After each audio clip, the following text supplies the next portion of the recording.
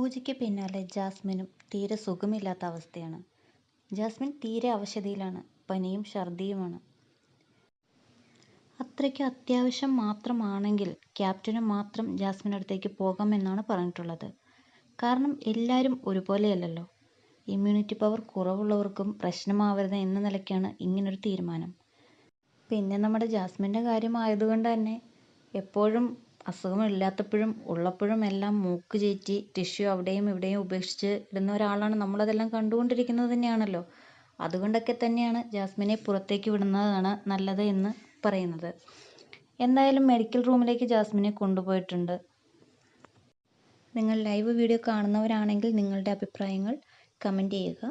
അപ്പോൾ ചാനലൊന്ന് സബ്സ്ക്രൈബ് ചെയ്യൂ, ലൈക്ക് ചെയ്യൂ. നല്ല നല്ല വീഡിയോസുമായിട്ട് ഇനി ഞാൻ വരുന്നതായിരിക്കും. ഓക്കേ.